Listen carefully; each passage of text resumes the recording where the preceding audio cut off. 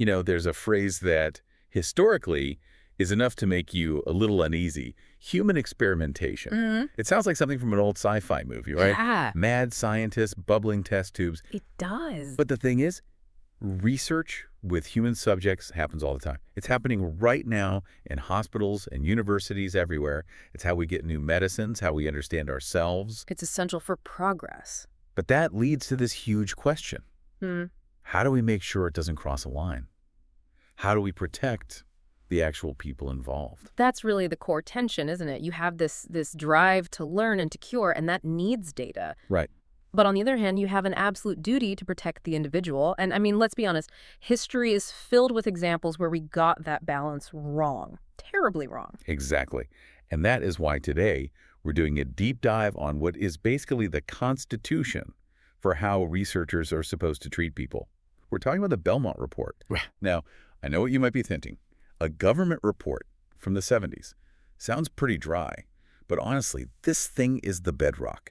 It's the source code for all modern research ethics. It really is. And what we're going to do today is connect that philosophy from the Belmont Report directly to the federal law, specifically the rules known as 45 CFR 46. I love when we get to the actual codes. It makes it real. It's vital. We're going to see how three, kind of abstract ideas, respect for persons, beneficence, and justice, actually become the hard rules that review boards use to approve or kill a study. So our mission is to unpack these three pillars. We want to give you, the listener, a sort of analytical framework.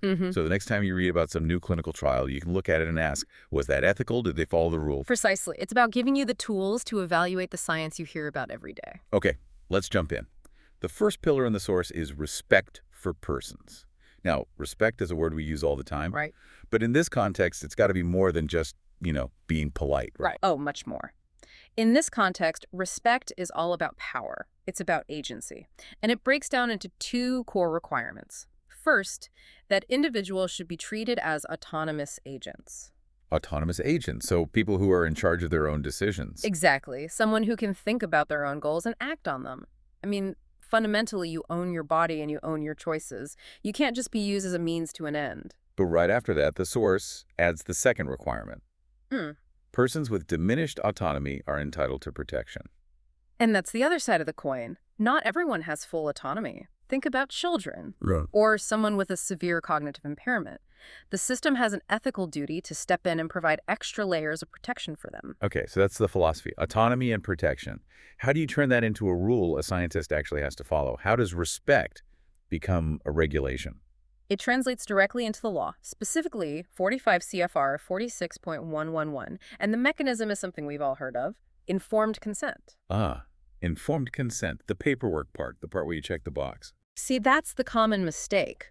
We think of it as just a signature, but the regulation is so careful with its wording.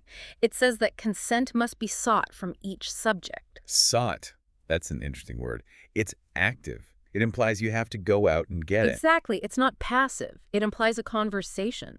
You're giving the person all the information, the risks, the benefits, the alternative, so they can make a real choice. If you just hand them a 40-page legal document you know they can't understand, have you really sought their consent? No, you've just covered yourself legally. You haven't respected them. That's the ethical argument. Now, the source also says consent has to be appropriately documented or appropriately waived. Wait a minute, waived. You can just waive consent. That sounds like a giant loophole. It sounds like one, but it's for very specific, very strict circumstances. Think about emergency research. Right. Someone is brought into the ER unconscious after a car accident. They can't sign a form. They're not an autonomous agent in that moment. Right, so you just stop all research on trauma victims. Well, that's the dilemma. So the rules allow an ethics board, an IRB, to say, okay, the potential benefit here is huge. The person might die otherwise, so we will waive the requirement for consent to try and save them. But the bar for that is incredibly high. So really, this first principle is all about control. It is. It's about shifting the power from the researcher to the participant. It gives them the ultimate veto, the power to say no.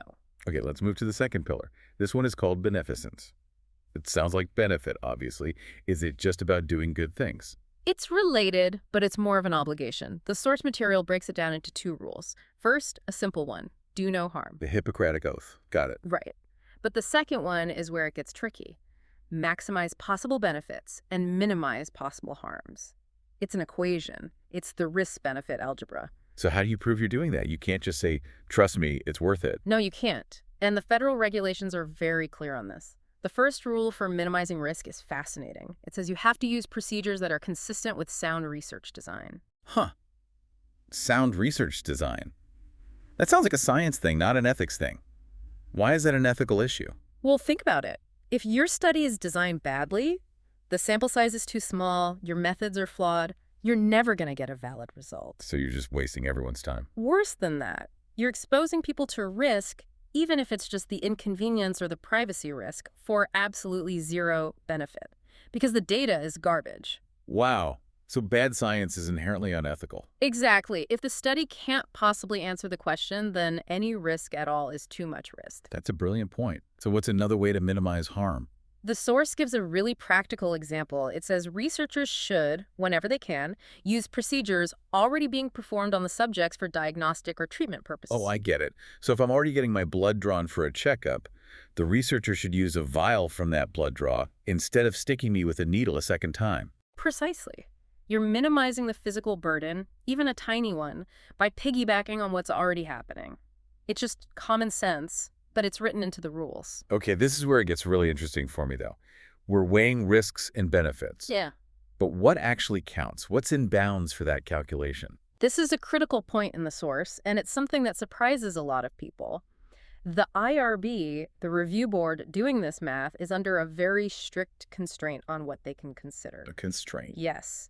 The regulation says they should consider only those risks and benefits that may result from the research itself. And it draws a hard line. A hard line on what? On the societal impact.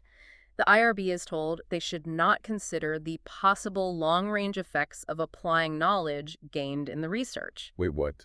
They can't look at the long-term consequences? Give me an example. Okay, say you're studying a government welfare program and your research proves it's totally ineffective. All right. The long-range effect of that knowledge might be that the government cuts the program. That could cause real harm to people who depend on it. But the IRB is literally forbidden from considering that political outcome as a risk of your study. Wow. So even if the results could lead to a law change that hurts people, that's outside the scope of the safety check for the subject. Yes. Because if you started letting IRBs do that, you'd be censoring science based on potential political fallout. You'd have boards saying, we can't approve your study on climate change because the results might be used to pass a carbon tax. And science would just grind to a halt. It would. It keeps the IRB focused on one thing: protecting the rights and safety of the participant in front of them, not forecasting politics. That's a huge distinction. Okay, so we've got respect and beneficence. That brings us to the third pillar, justice. Right. When I hear justice, I think of courtrooms. But that's not what this is about, is it? No, not at all. This is about distributive justice. Distributive? As in, who gets what? Exactly. The core question is, who should bear the burdens of research? And who should get to enjoy its benefits? And historically, those have not been the same people. Not even close. For decades, research was done on poor patients in public wards or on prisoners, but the expensive new drugs and treatments that came out of it went to wealthy private patients.